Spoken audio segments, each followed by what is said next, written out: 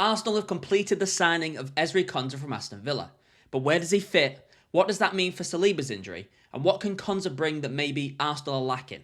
We're joined by Opta analyst Ollie Hopkins to discuss the transfer further. Ollie, the new season's upon us. How are you feeling? Excited, happy to be back.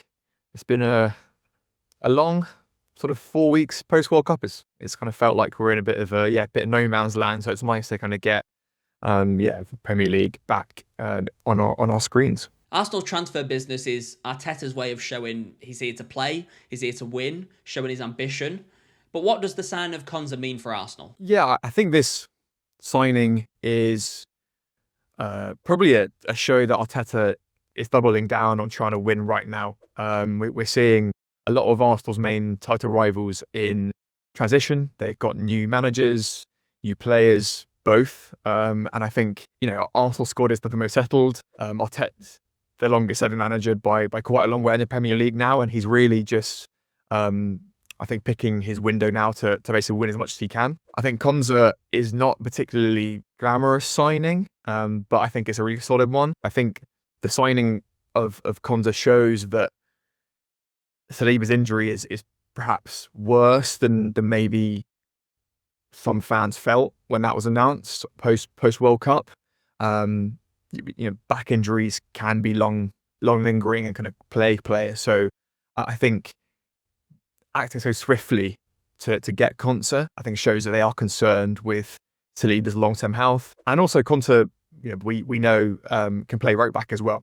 And Timber is currently suffering from a groin injury. Over the last 3 seasons, he's played just over a fifth of his minutes at right back. So he can do both. And I think this sort of shows that, Arsenal want to strengthen and want to kind of maintain that defensive quality when they're going to be without Saliba and Timber probably for the first few weeks in Timber's case and longer for Saliba. I mean, we all know what Konsa can do. We've seen him in the Premier League for Aston Villa. We've seen him at the World Cup for England.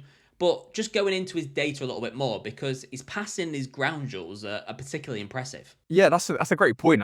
I think many people will be surprised to see Konsa rank so highly in certain metrics.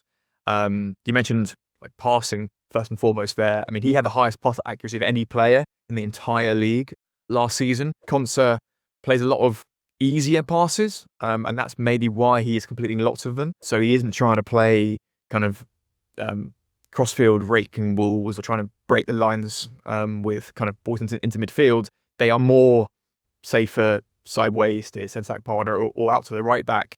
And that's probably why he's completing lots of them. Not to say he can't do that.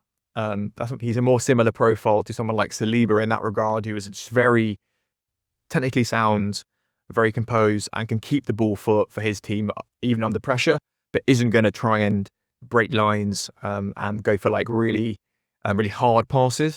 If we look at his ground duels, Konsa had the best ground duel win rate of any player in the league last season. He won 73% of his ground duels, which is higher than Van Dijk, Gabriel, Sven Botman. So he's in the proper elite territory when it comes to winning his battles on the ground. He's been dribble past just 37 times in his entire Premier League career, and that's at a per 90 rate. It's 0.17, which is the best of any defender, of any midfielder, and only Haaland would dribble pass less regularly, but obviously he's playing as a forward, less important for him to kind of affect change at that end of the pitch. So that shows that he's great one-on-one and great at kind of stopping his opponents and going past him. So that's something that Arteta will absolutely love, and he'll fit right into Arsenal defence in that regard, because Gabriel, Saliba, Timber are brilliant duellers. And I think with the increase in sort of man-for-man marking and man-for-man pressing, winning a one-on-one battles is so important. And so he'll fit great in that respect. I think one of Arsenal's biggest strengths now is the versatility across that back line.